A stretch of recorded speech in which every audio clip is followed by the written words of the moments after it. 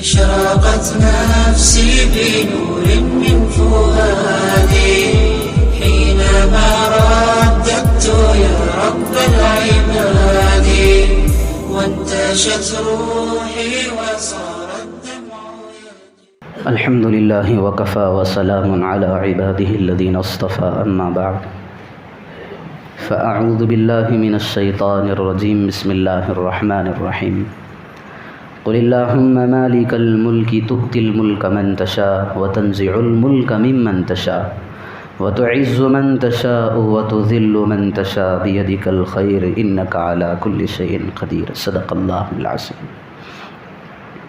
معزز سامعین کرام، یہ آیت جس کی ابھی تلاوت کی گئی ہے یہ سورہ آل عمران کی ایک تلاوت ہے۔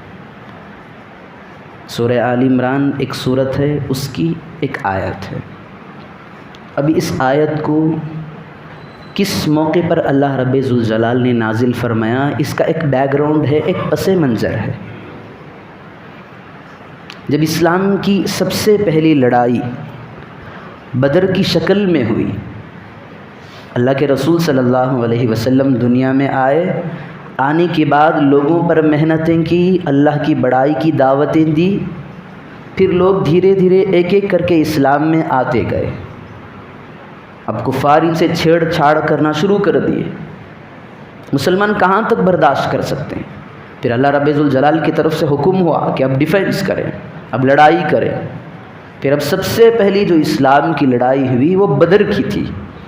بدر میں ہوا یہ کہ مسلمانوں کی جو جماعت تھی وہ مٹھی بھر جماعت تھی، بس گنے چنے 313 یا اس سے کچھ زائد یا کم، بس اتنی تھی۔ کفار کے پاس 1000 کا لشکر تھا۔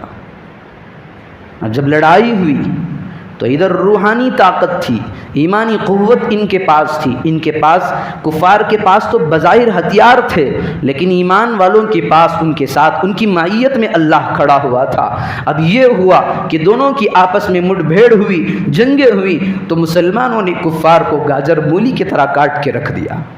313 افراد، 1000 کا لشکر کہاں ہے، 313 کہاں ہے؟ یہ ایک حصہ تو اس سے 2-3 گنا زیادہ کفار تھے۔ اب لڑائی میں چونکہ کفار کو شکست ہو گئی، ایک شرمندگی کا سامنا انہیں کرنا پڑا، تو یہ جنگ کے بعد وہ طیش میں آ گئے، غصے میں آ گئے، اتنے تھوڑے مسلمانوں کے ساتھ ہم نے شکست کھائی۔ پھر اطراف کے لوگوں کو انہوں نے متحد کرنا شروع کیا۔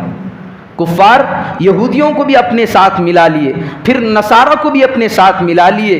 پھر اس کے بعد ایک بہت بڑی جنگ ہوئی، تیسری جنگ، جسے جنگ خیبر کہتے ہیں۔ تاریخ کے اندر اسے خندق کہا جاتا ہے۔ قرآن میں اللہ رب ذوالجلال نے اس کا نام احزاب بیان فرمایا ہے۔ اب یوں ہوا کہ مدینے پر ایک بہت بڑا ایک مجمع، ایک بہت بڑا لشکر دھاوا بولنے والا ہے، حملہ کرنے والا ہے۔ مسلمانوں کی تعداد ویسے بھی کم تھی، ایک طرف کفار ہی کیا کم تھے، پھر اوپر سے یہود نصارہ ان کے ساتھ میں مل گئے۔ اب سارے کے سارے مل کر مدینے پر چڑھائی کرنے والے ہیں۔ اس کی اطلاع پیارے آقا جناب محمد الرسول اللہ صلی اللہ علیہ وسلم کو ملتے ہیں، تو پیارے آقا صلی اللہ علیہ وسلم صحابہ کی ایک جماعت کو بٹھاتے ہیں، پھر مشورہ کرتے ہیں، اتنا بڑا لشکر ہمیں ڈھانے کے لیے آ رہا ہے، مدینے کو ڈھانے کے لیے آ رہا ہے، مدینے پر حلہ بول رہا ہے، اس کی کیسی تدبیر ہونی چاہیے؟ صحابہ کی مختلف رائے آئیں۔ ان میں ایک رائے حضرت سلمان فارسی، جو فارس کے رہنے والے تھے، انہوں نے یہ رائے دی، پیارے آقا جنگی تدبیروں کے اندر یہ بھی ایک تدبیر ہے کہ دشمن آپ تک پہنچ نہ سکے گا، آپ مدینے کے اطراف میں ایک خندق کھود دیں۔ خندق گڑھے کو کہتے ہیں۔ تو پیارے آقا جناب محمد رسول اللہ صلی اللہ علیہ وسلم کو ان کی رائے بڑی بھاری لگی، اچھی لگی۔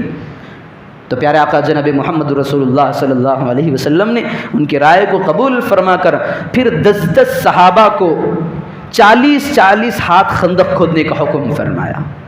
10 صحابہ 40 ہاتھ خندق ان کے ذمے۔ خندق انتہائی اونچی، انتہائی گہری اور بہت وسیع بھی ہو، ایسی خندق کھودنے کا حکم دیا۔ اور پھر پیارے آقا جناب محمد رسول اللہ صلی اللہ علیہ وسلم ایک فرد کی حیثیت سے خندق کھودنے کے کام میں لگے ہوئے ہیں۔ ساری دنیا کا سردار بتلا رہا ہے، قوم کا سردار وہ نہیں ہوتا جو تخت و تاج پر بیٹھ کر کے لوگوں کے لیے حکمرانی کرے، لوگوں کی مصیبت میں ان کو ڈال کر کے یہ آرام سے بیٹھے رہے۔ پیارے آقا جناب محمد رسول اللہ صلی اللہ علیہ وسلم نے بتلا دیا کہ میرے جب نوکر، میرے غلام کام کر رہے ہیں تو آقا بھی ان کے ساتھ میں کام کرے گا۔ سارے پتھریں کھود رہے، گڑے گڑے بنا رہے، ادھر صحابہ کی ایک ایک ٹیم ہے، ادھر پیارے آقا کھود رہے۔ صحابہ کا ایک حصہ تھا، صحابہ کھود رہے تھے، ایک دوران خندق کھودنے کے درمیان ایک بہت بڑی چٹان آ گئی۔ ایسی چٹان، صحابہ کی محنتیں پست ہو گئیں، انتھک محنت کے باوجود چٹان پھٹنے کا نام نہیں لے رہی ہے، پھوٹنے کا نام لے رہی ہے۔ حضرت سلمان فارسی رضی اللہ عنہ گئے، پیارے آقا سے کہنے لگے یا رسول اللہ صلی اللہ علیہ وسلم، ہمارے صحابہ کے ان حصے کے اندر ایک چٹان آ گئی ہے، نہ ہل رہی ہے، نہ ٹس سے مس ہو رہی ہے، آپ ہی کچھ کر دیجئے۔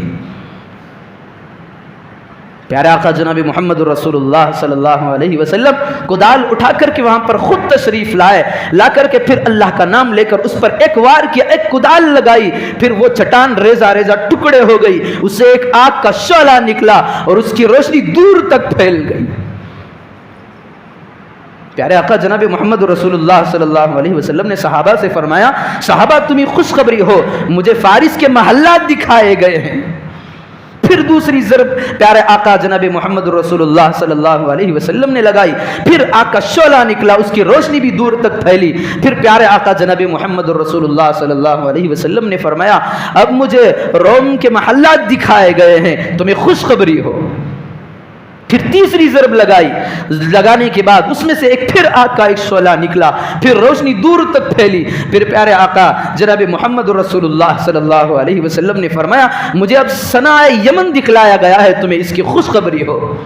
یعنی پیارے آقا جناب محمد رسول اللہ صلی اللہ علیہ وسلم اپنے اصحاب کو یہ خوشخبری دینا چاہتے ہیں کہ ایک وقت آئے گا تمہاری حکومت فارس میں بھی ہوگی، تمہاری حکومت روم میں بھی ہوگی، تمہاری حکومت یمن کے اندر میں بھی پہنچے گی، تم سلطان بنو گے، تمہاری سلطنت ان کے اندر قائم ہوگی۔ اب یہ باتیں اڑتی اڑتی منافقین کے کانوں تک پہنچی۔ جیسے ہی منافقین تک یہ خبریں پہنچی، پیارے آقا نے یہ بات بتلا دی ہے کہ یمن، فارس، روم، ان کی سلطنتیں آئندہ چل کر کے مسلمان ان پر حکومت کریں گے، تو انہیں مذاق کرنے کا موقع ہاتھ آ گیا۔ خوب مذاق اڑا رہے ایمان والوں کا، ٹھٹا کر رہے، کہہ رہے تمہیں استنجا جانے کا وقت نہیں ہے، تم تو دشمنوں کے ڈر سے یہاں پر خندقیں کھود رہے ہو، کھانے کے لیے تمہیں وقت نہیں مل رہا، ضروریات کے لیے تمہیں وقت نہیں مل رہا، اور تم تو اتنے بڑے بڑے محلات کے خواب دیکھ رہے ہو۔ ہماری موٹی زبان میں کہیں تو ہم کیا کہتے ہیں؟ کوئی چھوٹا آدمی اگر بڑی باتیں کر لے تو ہم کہتے ہیں بلی کے خواب میں چھچڑے۔ تو بظاہر ان کا مطلب یہی تھا، بظاہر حالات تم پر ایسے اور تم تو اتنے بڑے بڑے خواب دیکھ رہے ہو۔ تو اس وقت پیارے آقا جناب محمد رسول اللہ صلی اللہ علیہ وسلم کے پاس حضرت جبرائیل یہ وحی لے کر کے آئے، قل اللہم مالک الملک تؤتی الملک من تشاء وتنزع الملک ممن تشاء۔ اے پیارے حبیب آپ کہہ دیجئے ان لوگوں سے، ان نادانوں سے کہہ دیجئے، قل اللہم مالک الملک تؤتی الملک من تشاء، بادشاہت اللہ کی ہے، اللہ جسے چاہے بادشاہ بنا دیتا ہے، جس سے چاہے بادشاہت کو چھین لیتا ہے، روڈ پتی سے کروڑ پتی بنانے پر وہ قادر ہے، کروڑ پتی سے روڈ پتی بنانے کے لیے تیار ہے۔ تؤتی الملک من تشاء وتنزع الملک ممن تشاء وتعز من تشاء وتذل من تشاء۔ اور اللہ ہی کے لیے یہ سجتا ہے، یہ ججتا ہے، اللہ جسے چاہے عزت دیتا ہے، جسے چاہے ذلت دے سکتا ہے، مسجد کی چوکھٹ میں بٹھا کر عزت کا تاج اس کے سر پر رکھ سکتا ہے، حکومت کے بلند تختوں پر میں بٹھا کر کے ذلت کے گڑھے میں پھینک سکتا ہے۔ بیدک الخیر، ساری بھلائیاں اسی کے قبضے میں ہے، انکا علی کل شیء قدیر، بے شک اللہ تو ہی ہر چیز پر قادر ہے۔ اگر اللہ کی قدرت کی بات آ جائے تو اللہ اپنی قدرت کے شاہکار کو اپنی امت میں بتلانا چاہتا ہے کہ وہی زندہ کرنے والا ہے، وہی مالک ہے، وہی جینے کو بندوں کے اندر حیات کو ڈالتا ہے، جب باری آتی ہے تو موت بھی وہی نکالتا ہے۔ جب مارنے کی باری آتی ہے تو اللہ کو جبرائیل کی ضرورت نہیں، اللہ کو اسرائیل کی ضرورت نہیں، بس چھوٹے سے لنگڑے سے مچھر کے ذریعے سے نمرود کا کام تمام کر کے دکھلاتا ہے۔ جب اللہ مارنے پہ آتا ہے تو فرعون کو اسی سمندر کے اندر غرق کر دیتا ہے جس پر یہ حکمرانی کیا کرتا تھا، جس پر یہ اپنی چلایا کرتا تھا، اسی سمندر کے اندر غرق کر دیتا ہے۔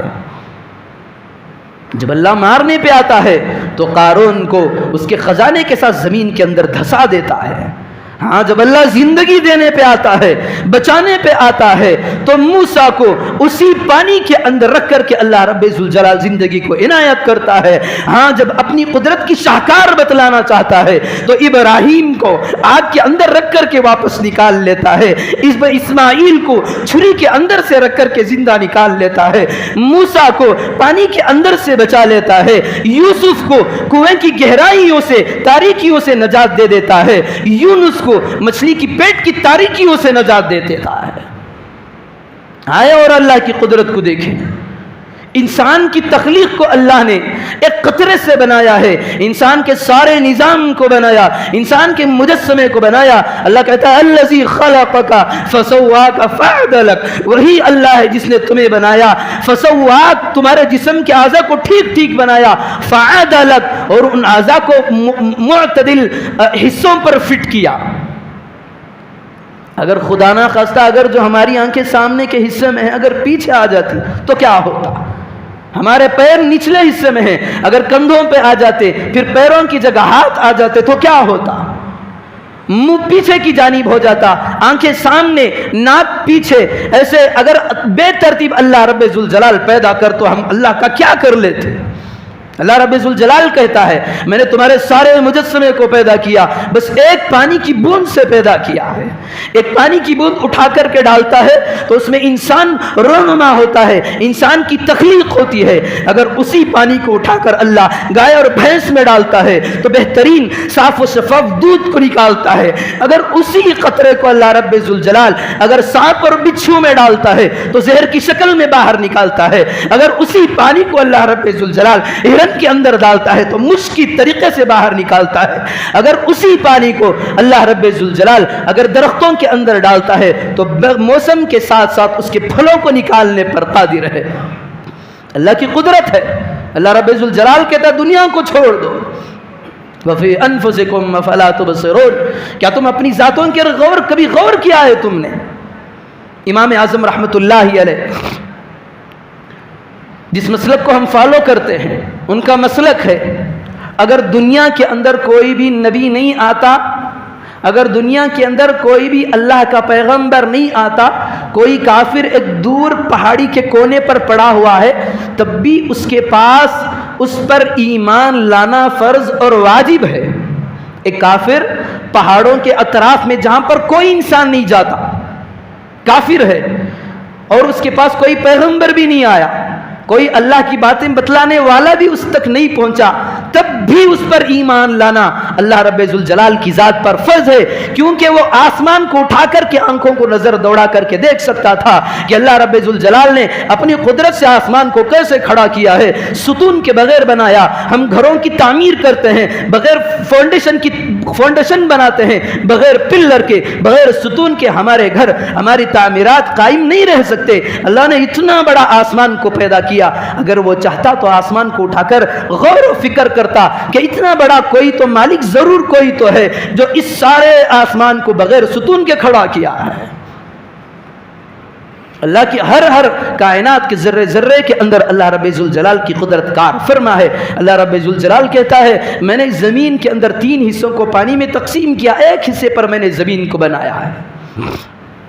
پانی کی طاقت زمین سے بھاری ہے، ہم نے سنا ہے دیکھا ہے کبھی زلزلے آتے ہیں زمین کو چیرتے ہوئے نکل جاتے ہیں، گھروں کے گھر پانی کے اندر بو کر کے چلے جاتے ہیں۔ اتنی بڑی قدرت اللہ نے پانی کے اندر سمو دی ہے، وہ اتنی بڑی طاقت ہے پانی کے اندر۔ پھر اللہ نے زمین کو اس پر بنایا، اگر چاہتا تو پانی کے اندر اتنی طاقت تھی کہ پانی پھاڑ دیتا اور زمین کے ٹکڑے کر دیتا، ساروں کو نیچے ڈال دیتا، لیکن اللہ رب ذوالجلال کہتا ہے میری قدرت تو دیکھے، پانی اتنا طاقت ہونے کے باوجود میں نے زمین کو بچھایا، پھر تم اس پر ٹہرتے ہو، زمین حرکت نہ کرے۔ وَأَلْقَى فِي الْأَرْضِ رَوَاسِيَ أَن تَمِيدَ بِكُمْ، میں نے تمہارے حرکت نہ کرنے کی وجہ سے تاکہ تم ایک ہی سطح پر قائم رکھو، زمین نہ ہلے، اس لیے میں نے پہاڑوں کو کیلوں کی طرح ٹھوک دیا ہے زمین پر۔ اگر خالی زمین ہوتی، پہاڑ نہ ہوتے تو زمین ٹک نہ سکتی، کیونکہ پانی کے اندر اللہ نے اتنی طاقت کو پیدا کیا ہے، اتنی طاقت چھپا کے رکھی ہے۔ تو اللہ رب ذوالجلال دنیا کے اندر جتنی ساری چیزیں ہیں، ساری چیزوں کے اندر اللہ رب ذوالجلال کی قدرت کار فرما ہے۔ اس آیت کے اندر اللہ رب ذوالجلال یہی کہنا چاہتے ہیں، دکھلانا چاہتے ہیں، ہر چیز کے اندر دنیا کے اندر میری ہی قدرت کار فرما ہے، بس تمہیں ایمان لانا ہے۔ اللہ نے ان آیتوں کے ذریعے ہمیں پیغام دیا ہے، دنیا کی ہر چیز کو نظر ادھر ادھر اٹھا کر کے دیکھو، شمال اور جنوب کی طرف دیکھو، یمین اور یسار کی طرف دیکھو، ہر چیز کے اندر تمہیں اللہ کی قدرت نظر آئے گی۔ تم اللہ کی قدرت کو مانگو، اپنے مسائل اللہ رب ذوالجلال کی بارگاہ کے سامنے رکھ کر کے حل کر لیا کرو۔ تو ہمارا حق بنتا ہے کہ ہم ان آیتوں پر جو پیغام ہے، ان آیتوں کے اندر اللہ رب ذوالجلال کی طرف سے ان پر ایمان لائے۔ اللہ رب ذوالجلال سے دعا فرمائیں کہ اللہ پاک ہم تمام کو اللہ رب ذوالجلال کی قدرت کا صحیح یقین نصیب فرمائے، سنی ہوئی باتوں پر عمل کی توفیق عطا فرمائے۔ آمین۔ وآخر دعوانا ان الحمد للہ رب العالمین۔